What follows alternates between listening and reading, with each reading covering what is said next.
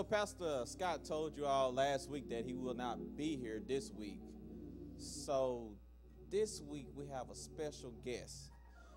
And I know sometimes, the older people looking at me like I'm still wet behind my ear, and I like to still believe that. And so thank you for that.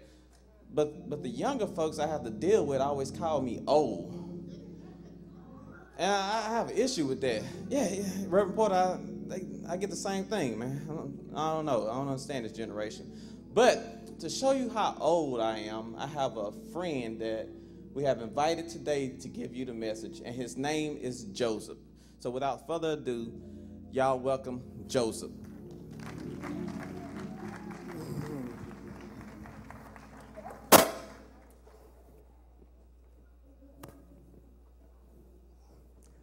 Just bear with me. I'm an old man from a long ways. My knees are not as good as they used to be. And now over time I've begun to walk like my father, Jacob, who had a limp. And though you're much younger than I am, don't laugh. Because one day you may have a limp. It's what you do with your limp. It's what you do with your limp. I have a support right here, and it helps me to manage my limp. But the one who managed my limp the most, or what managed my limp the most, is not my rod, but it's my Yahweh, my Jehovah.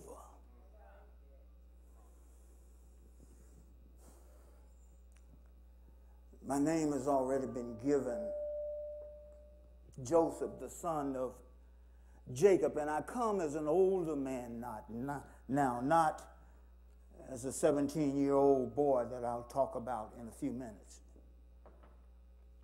I come from a long place. I come from Egypt. I came back today. I talked to Pastor Scott, your pastor. I understand. If he let me come and share some information with you that I believe might be helpful to some of the younger ones here today, and also the parents if you're here today, and grandparents if you're here today. And if there's anything I can say, would you pass it on to somebody if it doesn't touch you where you live? I'll try to use some of your terms so that I'm not too irrelevant to you and your day. I'll try to use jacked up and tripping. I try to do some of that. I don't know necessarily what it means, but I think I have a feel for it. So if I happen to mess it up, just bear with me.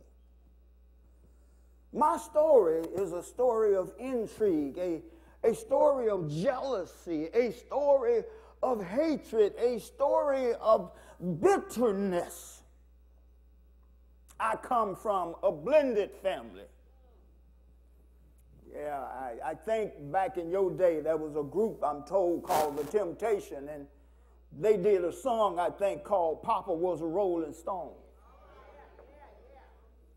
Wherever I think they say he laid his hat, that was his home. My daddy, Jacob, was a rolling stone. Let me tell you about my blended family. The blended families ain't that good. They mostly jacked up. Whole lot of mess. You know what I mean when I say blended family? I'm talking about sisters and brothers that ain't your real sisters and brothers. They not your biological sisters and brothers. They scattered all over the place. You got to stay in the same building with them. You got to stay in the same house with them. They don't like you. You don't like them. Mom and dad ain't doing nothing but adding mess to the mess. Chaos. My father worked 7 years for his wife, and his uncle tricked him. And on the night that he was in the bed with his wife, he didn't know it was the other daughter. My father worked 7 years for Rachel. Uncle Laban gave him Leah. Mess number one. Some of you will understand these messes in a few moments. I don't know where you are, young boys and girls, but if you're in a blended family, Daddy had 4 wives, Mama had 6 husbands, none of them was theirs. You just in it. Trying to go to school, trying to learn. They don't like you and you don't like them. Daddy's still in the streets. Mama's still in the streets. My daddy, after he didn't get Rachel, he worked for Rachel for 7 years and he got Leah. Daddy married 2 other women. Bildah, Zilpah. I got 11 other brothers and 1 sister. Can you imagine that? Only 1 of my brothers come from the same mama I came from. That's Benjamin. The rest of them are much older than me. My story. My daddy did some terrible things. My dad did some sick stuff. I just want to tell you a little bit about my life. Hopefully you'll be able to understand. And hopefully you'll be able to do something about it if you do understand it, if you're in a situation similar to mine. One of the things my daddy did, my daddy not only was a rolling stone, but my daddy acted a fool. You know about daddies acting fools? Well, y'all don't, so this was only back in my day. Do you know about mamas acting fools? Well, you don't seem to be responding to that, so that's back in my day. But let me tell you what my daddy did. My daddy chose to love me more than he did his other children. Y'all don't mind me using children's, do you? I understand somebody told me you can use children's. That's a Louisiana term, so if you don't mind, I'm going to use some Louisiana terms too. My daddy loved me more than his other children. But the mess about that mess is that my daddy didn't care that my other brothers and sisters knew it. Can you imagine the intrigue, the hatred, the jealousy, the bitterness that I was among with my brothers and sisters? And my father didn't seem to have a clue. That is one of y'all words. Don't have a clue. Do you mind if I use it a few more times? Didn't have a clue. What position did that put me in? Are any of you all in here in a blended family? Maybe you don't get shown no love at all. Maybe you're an outcast among your brothers and sisters. Maybe your mama like you, but your non-biological father like his children, and she like her children, and that stuff is all jacked up. How are you surviving in that kind of mess? Well, it's a mess, to be sure. So I just came by from many years in the past to talk to you about my mess. My father not only loved me more and showed it, my father put me over my brothers. Can you believe that? How stupid can that be? I am much younger than they are, and yet he has me in the fields as a shepherd, but not just as a shepherd. I am a lead shepherd. They report to me. How crazy can that be? Jacked up. What was he tripping about? How could he put me in that kind of condition? And then he told me, you tell me what to do. Snitch. I think that's another one y'all word. Snitch. Snitch. My father wanted me to be a snitch against my brothers. But see, he didn't care because he loved me more than he did them. Let me tell you some reasons that he loved me more than he did his other sons. I was born when my father was about 900,000 years old. Can I exaggerate just for a moment? He was an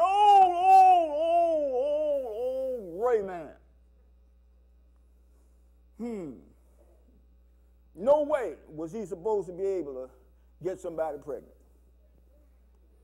No way, too old. But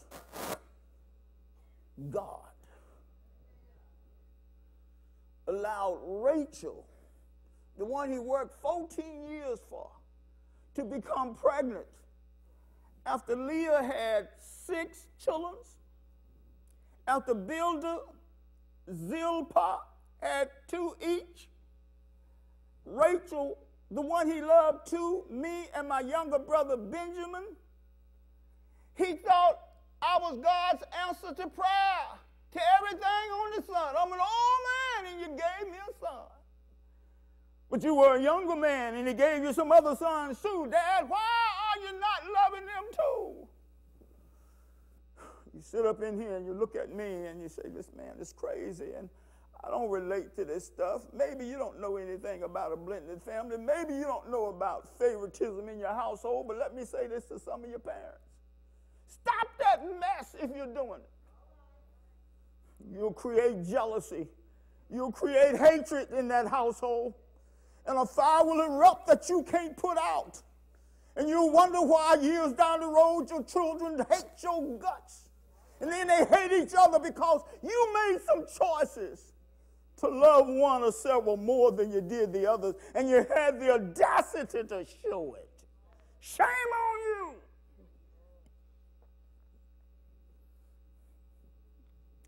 I was born in his old age, but the other reason he exhibited more love to me is that I was born from Rachel, his chosen one, his midnight rider, his golden one, Rachel.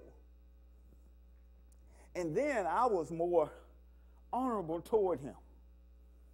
He spent a lot of time with me, and I spent a lot of time with him. And let me tell you something else. My sister, Dinah, got raped when we were over in Shechem.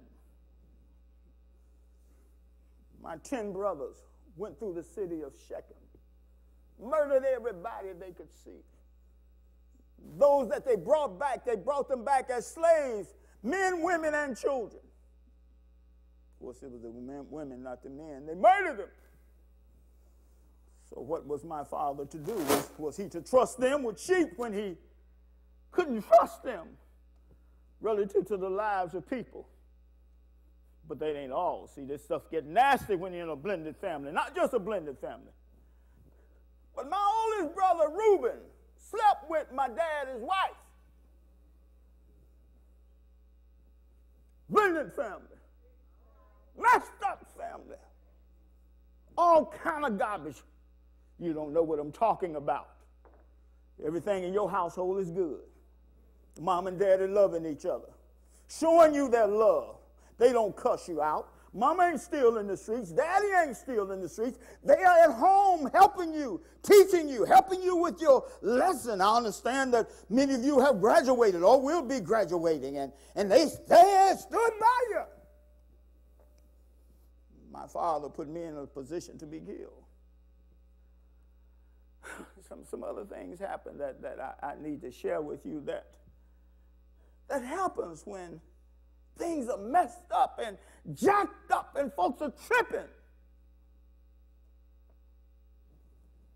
One day I took a bad report back to my daddy.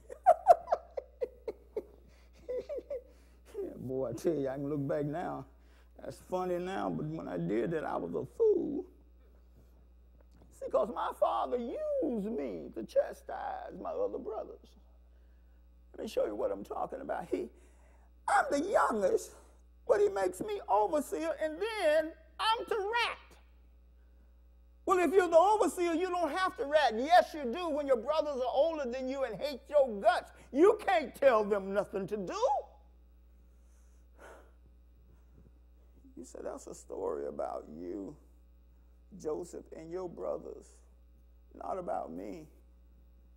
Let me say, you need to listen carefully, because this story is about you. You may not be in a blended family, You may be an only child, and if you're only child, oh my goodness, you really smell yourself. I think that's another word y'all use, smelling yourself. See, you spoil from the floor up. I think that's another term. I asked you the permission to use some of your terms. Yeah, you spoil from the floor up. Mom and Dad gave you everything you could think about, stuff you didn't think about they gave you. You have become their best friend, which is a mess in itself. They ain't your friend, and you ain't their friend. They are your parents. You messed up. Oh, yeah, you messed up. So wait till you marry somebody, start dating somebody. You'll see how messed up you really are. Because you want to have your way. Oh, yeah, this ain't about me. This is about some story he's talking about. Some of you in here now trying to date, and the person you're dating is saying, what's wrong with you? And you're saying, what's wrong with you? They're saying, you want your way all the time. Well, I've had my way all the time. Just get over it. And I think y'all do some neck moves. I can't do them neck moves, but y'all said I could use some of those terms. And girls can do the neck moves.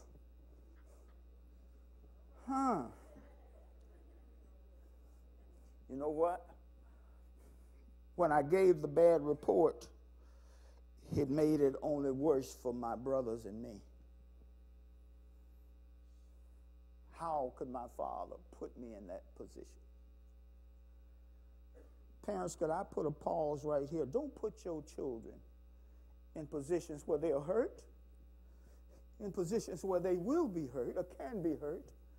Don't put them in positions where their lives are in jeopardy. Don't put them in positions where they may begin to hate their brothers and sisters. Don't do that, or their brothers and sisters may begin to hate them. Don't do that, parents.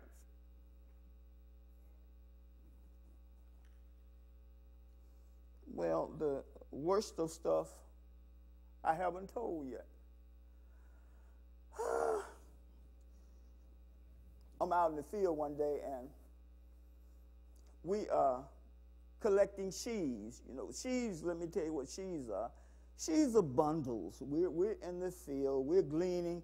We are creating bundles to bundle them up, wrap them up, put them on our little donkey cart, on the donkey or the camel, take them back home. My sheaves stood up.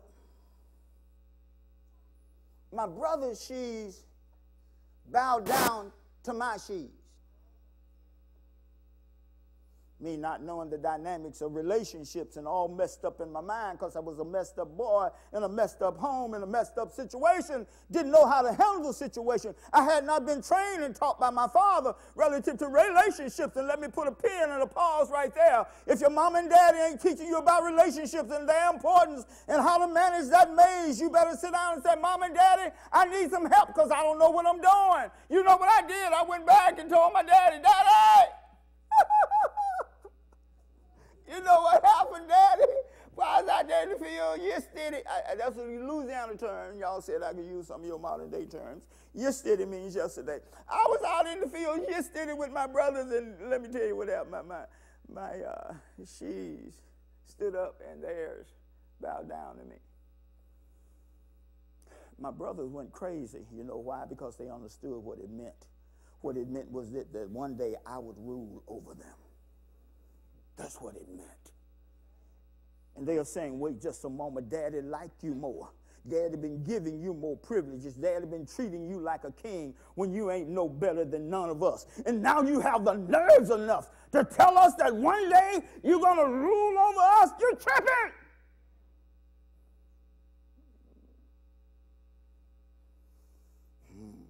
They hated me even the more.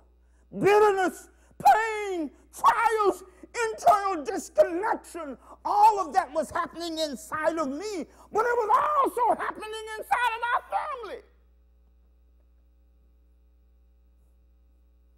And foolish wives my daddy married. I don't mean to talk about my mama. My mama wasn't foolish. Rachel and Leah got into it one day about some mandrakes. Rachel went running to Leah, can I get these mandrakes your son is preached so that Jacob can stay with me for the night? 4 wives? How many wives your daddy got? How many husbands your mama got? Before you look at me too crazy. Let me go in another direction. How many boyfriends your mama got? How many girlfriends your daddy got that he takes you by when he picks you up from school on your way home? Don't look at me crazy like I'm the one tripping.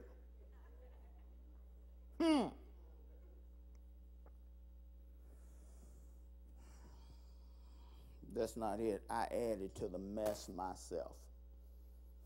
I had a dream. Man, let me tell you about this dream. Woo! I dreamed that the sun, the moon and the sun,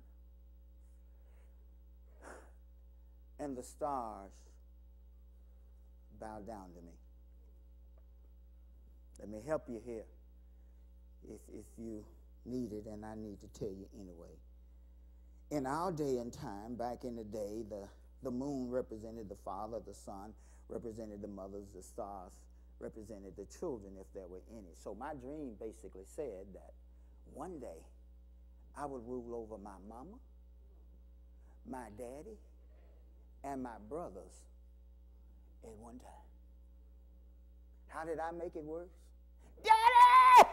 Daddy, I had a dream! You need to know what the dream is! Foolish move. When I told the dream to my daddy looked at me and he screamed, "Boy, have you lost your cotton-picking mind?" But my daddy thought about it silently as to whether or not there was truth to it. But the story ain't over. My father had the audacity to get me a coat of many colors. This thing look good, don't it? Yeah, I like this bad boy, you know. Woo! I like this. So I just went on and got me a tunic to match it, you know, the undergarment here to match it, you know. That kind of look good, doesn't it? I didn't say I look good. I'm saying what I'm wearing look good, right? You know what I did? I flaunted this among my half-brothers. You ain't got no coat just like me. No, you don't. No, you don't. See, some of y'all do the same thing. Just looking at me. You ain't got the Michael Jordan tennis shoes. No, you don't. No, you ain't.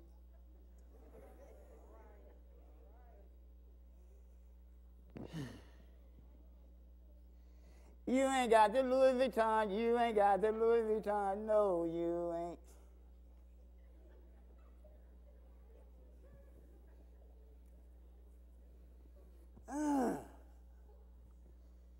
May I challenge you here, because it's important to know the damage and the danger that is derived when we do things like that.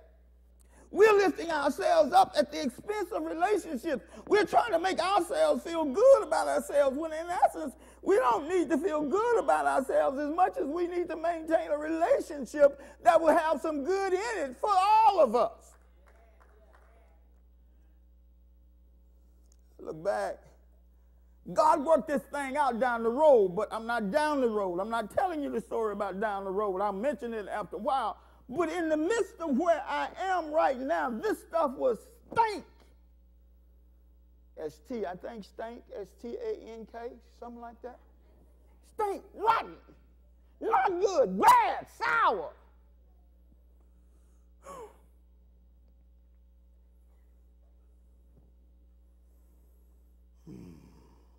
I'm in a pit and don't know how to get out. Daddy ain't helping. Brothers all messed up. They're murderers. Older brother done slept with one of my stepmamas. Dad ain't done nothing about it. Ain't nothing happening. I'm alone, afraid, fearful. These dreams are messing with me. They got me in a quandary.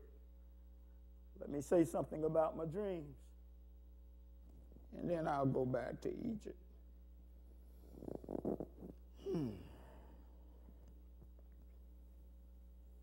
My dreams were realized later on. I want you to understand, don't ever stop dreaming. I want you to understand that when you dream, it doesn't have to materialize today. It can materialize later on. Let me say a few more things about the dreams for your day. Some of you have graduated. Some of you will be graduating. Those of you who are yet to graduate, don't let nobody mess with your dreams. I'm going to say it again. I'm going to touch some parents right now. There's a preacher in Dallas named Freddie Haynes, and he likes to use the word getting in your Kool-Aid. So you gave me permission to talk about terms that I could use now, even though I'm from way back in the day, over 2,000 years. I want to get in some parents' Kool-Aid right now. And children, I want you to go home and talk to your parents about it, because some of your parents are sitting up in here right now with unrealized dreams. The parents that's sitting in here with you right now, brought you here, are sitting in here with unrealized dreams. Why? Because they told an unsupported person who was a player hater, and they kept on talking to other folks who are dream killers, and it killed their dreams, killed their hopes, and they are sitting here today as your parents or parents with unrealized dreams. What's my point and what's my caution? Don't let nobody kill your dreams. Oh, they laughed at me. People will laugh at you. Some of you might be sitting up in here and say, I want to write better than Tyler Perry. And you told it to one of your friends, and she looked at you, or he looked at you and said, yeah. Oh, yeah, you going on right. Why you want to have that ridiculous kind of dream, man? Can nobody write like that? Nobody writes as well as he does. What's wrong with you? Who told you that? The player hater telling you that. Let me tell you who a player hater is. A player hater is a person who is obsessively against what you share. A player hater is one who's jealous about your dreams, jealous about who you are, and can sense that you may go further in life than they are, and so they will do anything they possibly can to damage your mind so you'll stop dreaming and stop pursuing the dreams you're dreaming. If I could preach, I would pump the stick like this and walk around, but we didn't do that back in my day, so I won't try to bring that to this era. But let me tell you who a dream killer is. Because I think in the bulletin, they told me you have a bulletin, and I hope it's in there. The title of the message is, not my message, but the title of part of my story is Beware of Dream Killers, Player Haters and Dream Killers. Let me tell you who a dream killer is. A dream killer is one that says, internally, I will destroy your dream. Now, the player hater is the one who's jealous of you and trying to kill your thinking so that you cannot pursue your dream. The killer, the dream killer is just the one that says, listen, I got enough stuff in me to say to you about your dream that I'll knock it out of you. These are some of the terms that dream killers use. That's been done by a lot of folks. A lot of folks have tried that. Some of you have been hit with that. Some of you have said, I want to become the greatest surgeon in the world. Somebody's told you, you just went to one of these public schools around here. How you going to be a surgeon? What school you going to go to? Your parents ain't got no money to send you to no school for you to be a surgeon.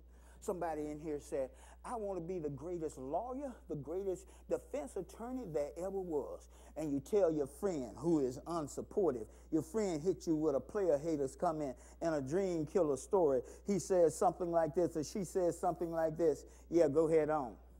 Go ahead on dreaming, because that's a dream. Have you lost your mind? You will be best if you get a job at a nursing home. That's what you need to think about. And you begin to buy into that. You done bought into it. Some of you sitting up in here right now, you done bought into junk about your future that somebody else has determined for you.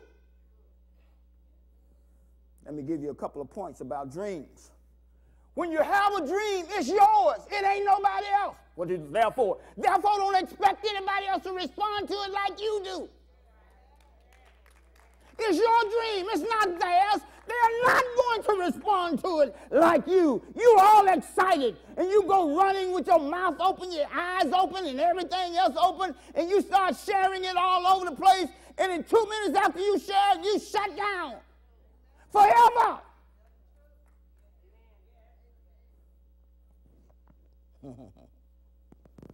So, since it's your dream, don't have the expectation that other folk are going to support you with your dream. I keep saying I want to emphasize yours, because you all want it to be somebody else's dream. No, this ain't theirs. As a matter of fact, they probably don't even have any dreams. Okay, it's your dream. I would really suggest you keep it to yourself. If you don't want your feelings hurt, keep it to yourself. Some of your parents can tell you that when you get home. But you young people, don't tell nobody unless it's somebody you know is going to support you. Somebody you know who's going to put their arms around you and say, what can I do to help you? Somebody who's going to say, go ahead on, girl. I think that's one of y'all terms. Go ahead on, guy. Brother, go ahead on. Do it, man. You can do it. Let's go ahead on and do it. If anything I can help, do it. Those are the people you tell your dreams to. On this earth, God already knows it, but say, God, I have this dream. It's my dream, and I want you to help me accomplish it. See, let me jump way back, way forward, way back, rather. I was born in a blended family situation. I got treated very bad by my brothers. They sold me into slavery, but I became the second in charge in Egypt. Stay with me here. God blessed me there in Egypt. Potiphar's wife, I was in the house with her one day, and she said, hey, come on, Joseph, get in bed with me. See, temptation will come to you no matter what your standing is with God. Stay with me here. I'm still talking about dream killers and player haters, but I'm talking about it now in the sense of the value of letting God deal with you no matter where you are. And God allowed me to withstand the temptation of Potiphar's wife. And for withstanding her temptations, I was put in prison. And when I interpret a person's dream in prison, he was supposed to go back and give some good words for me, and I was going to be released real quickly, but he forgot all about me. So I'm in prison for a long, long time. Eventually, I was released from prison, and then I was given an opportunity to do some things that was crazy, because now I interpreted the king's dream and said, there'll be 7 years of good stuff and 7 years of famine. You need to get some stuff together here. You need to get some people and begin to take the grain and stuff and begin to put it in big houses and all of this kind of stuff. The man said, you sound like a wise person. We might want to check what you got to say out. And they did. And guess what happened?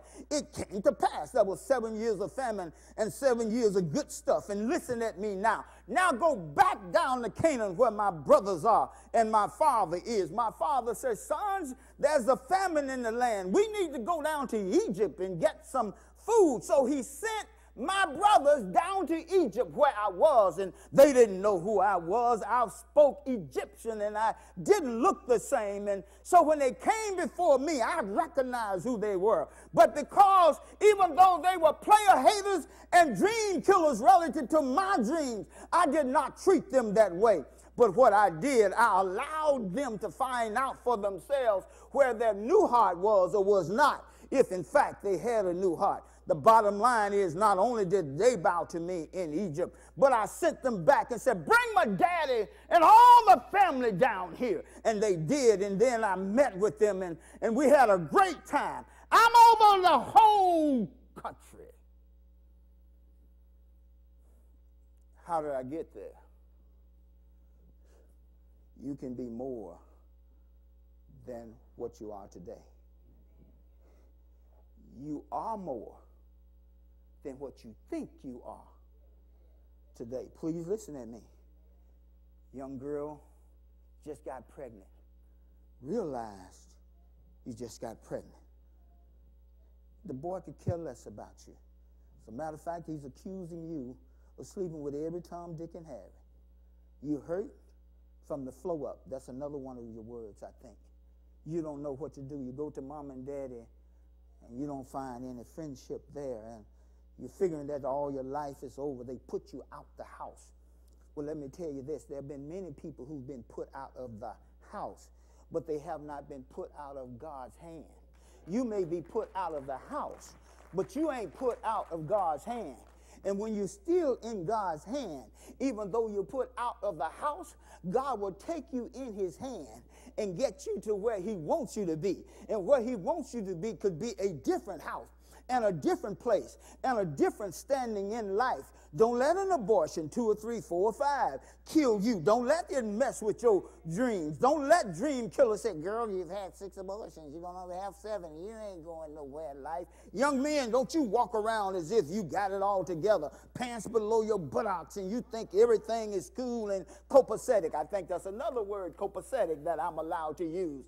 And you walking around and thinking everything is fine and you sagging. Let me tell you this. If you're going to get a job in this America, you better quit sagging and get something up here and begin to operate from up here relative to what's below your buttocks, your pants, because even if you walk in a place with your pants down and 15,000 tattoos on your body that they can see, you don't have a chance on this earth to accomplish some of the dreams that God may have placed you in.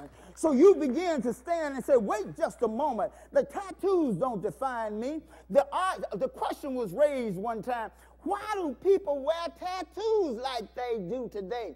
A great Chinese philosopher said it this way, tattoo first, go on mine. You won't get this one. Then it goes on the body. Your mind is tattooed first, and then it goes on your body. I want to say something to you. Dream on. Don't give up your dream. Stand on your dreams. Say, if it's a dream that I have, it's not impossible with God. God can help me accomplish my dreams. Young ladies, don't give up your dreams. Young men, don't give up your dreams. Older men and women in here, mothers and fathers, if you stop your dream, I want to ask you to refocus and rekindle and dream that dream again and get it done. Don't be stuck right here, wishing you had done what you never did and wondering why you didn't do it. I'll tell you why. You were not aware of player haters and dream killers. They got in your mind, messed up your thinking so that you don't and did not realize your dream.